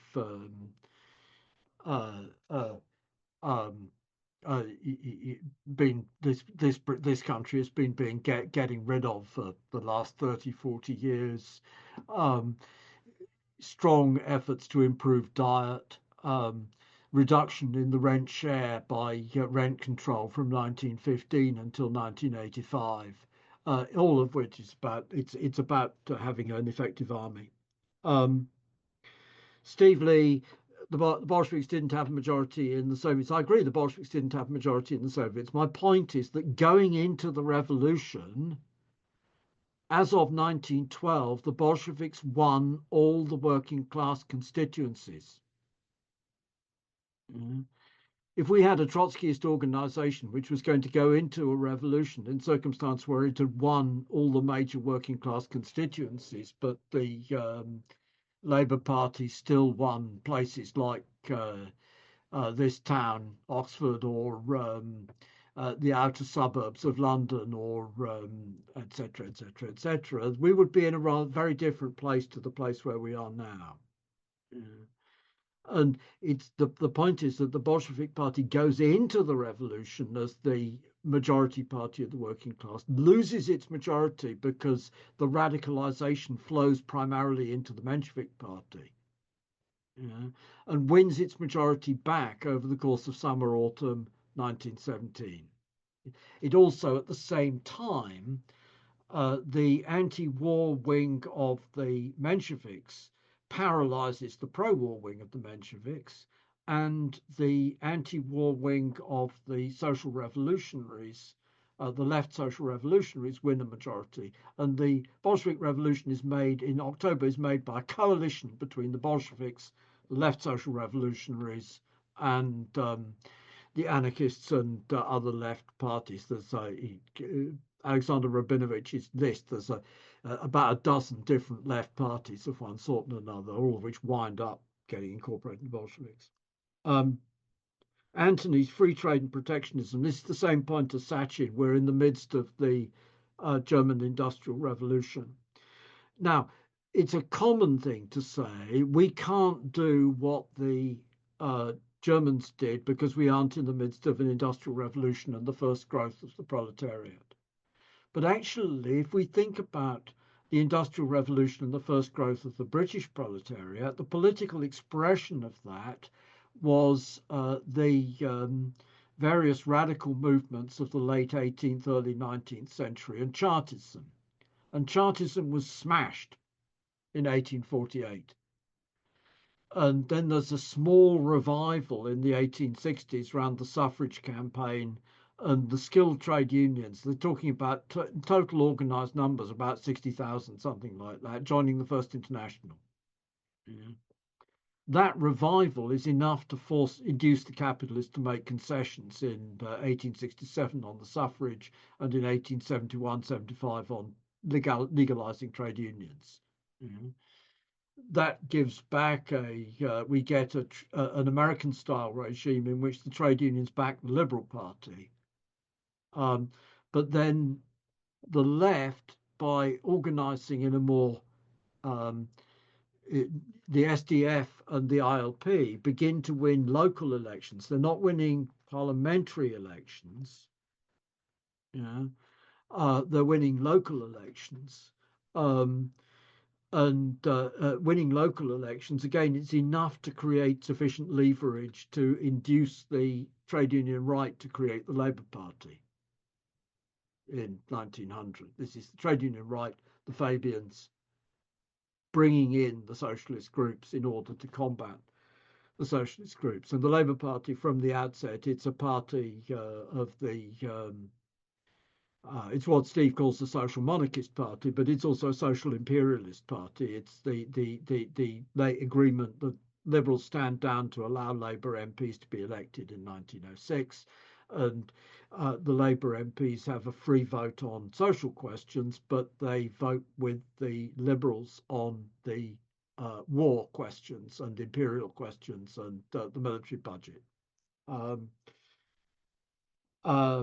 So the point is simply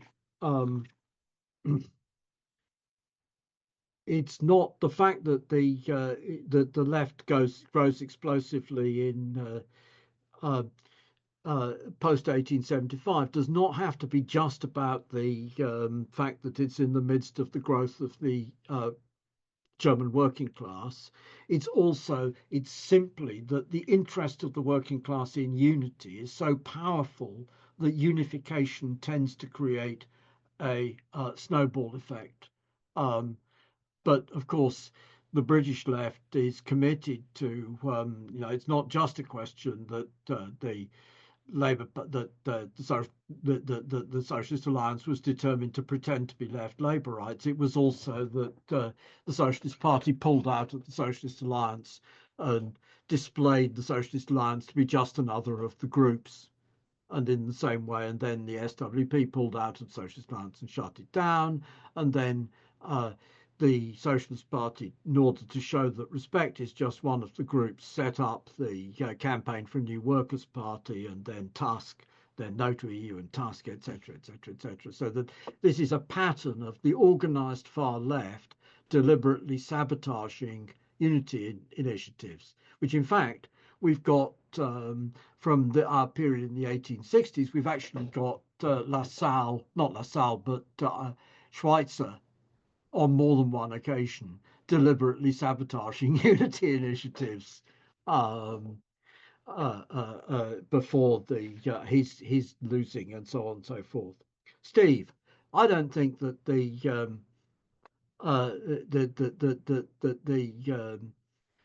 Communist Party failed to challenge the anti-republicanism of the Socialist Alliance and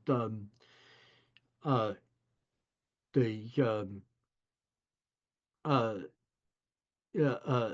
respect, and he left unity. On the contrary, we challenged it in the only way in which we could challenge it, which was by fighting within the organization and putting up resolutions to commit it to republicanism, and fighting round issues of political democracy, not just within the organization but nationally.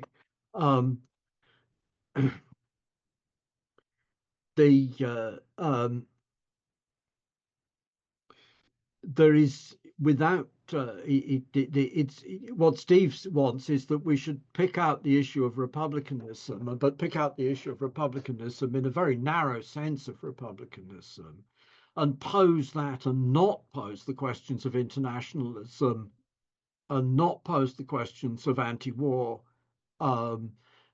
which are the issues which divide. The communists are divided from social democrats round the issues of war and internationalism, and round the issues of republicanism and constitutional loyalism.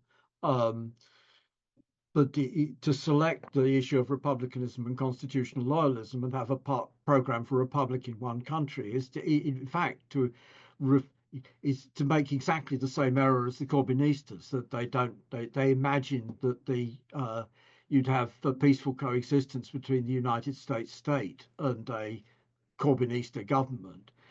You would not have peaceful coexistence between the United States state and an English republic, any more than the British state, when it was the top dog, was prepared to have peaceful coexistence with a French republic. It wasn't.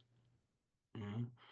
I think that is in substance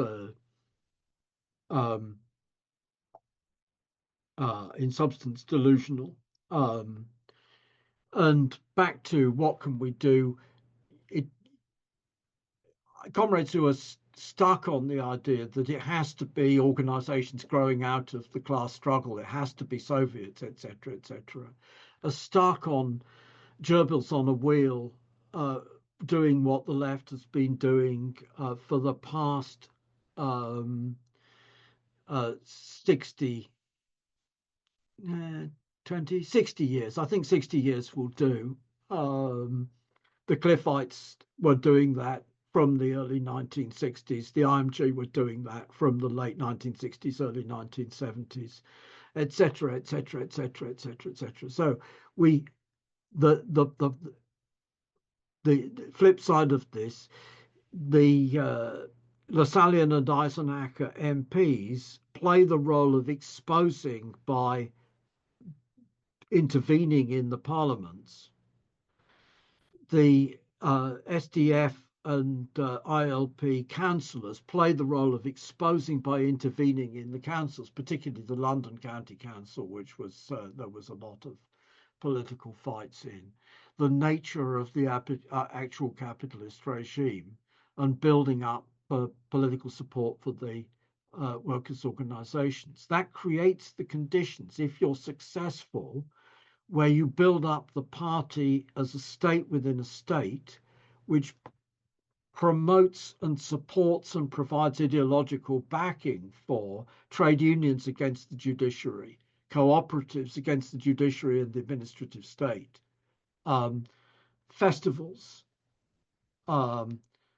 workers' gun clubs, workers' sports clubs, blah, blah, blah, all of this stuff. That's the nature of the SPD as it grows. It's the nature of the Italian Communist Party when it was at its height, and PCF when it was at its height. It's the nature of the Labour Party when it was in the processes of Europeanizing itself temporarily in the interwar period, which allowed it to become the party which became a government party in 1939-45. It's not saying that the upshot should be the same upshot, but that it's illusory to suppose that building that campaigning for councils of action works. It's just a repetition of the line of Luxembourg, and in fact it goes with it. Luxembourg and the councils of action stuff, it led Luxembourg and it led Daniel de Leon in the States. It leads to the construction of sects. It produces the construction of sects because it implies that the party has to do the job of the general staff of the revolution. And that in turn implies micromanagement. The other side of that, if we're going to have if we aren't going to have open polemic, we're going to have micromanagement. We have a choice between people being rude to each other in public and having micromanagement. So we can build a party of a sort which can create mass on a mass scale delegitimize the political regime. But we can only do so if we break with the illusions of the modern far left around Soviet power. That's it. Thank you very much, comrades. There's been lots of activity in the chat while you were speaking, as I'm sure you can imagine. It strikes me that while this was a really interesting session looking at Lassalle and the Eisenachers and the Gotha unification, we went into a different direction there a little bit. Nevertheless, really interesting. Perhaps we could even pencil in a session on that question of collective decision making. It goes to the heart of course, what we're trying to build. And while councils might not be the answer, there's obviously been enough examples of the party deteriorating rather badly as well. So that's not necessarily just the answer itself either. So that seems to me a really interesting subject to look in some more detail. Thank you very much, everybody, for contributing. Thank you very much, Mike, for sparking a really interesting discussion and debate. And we'll see you next week. Bye-bye.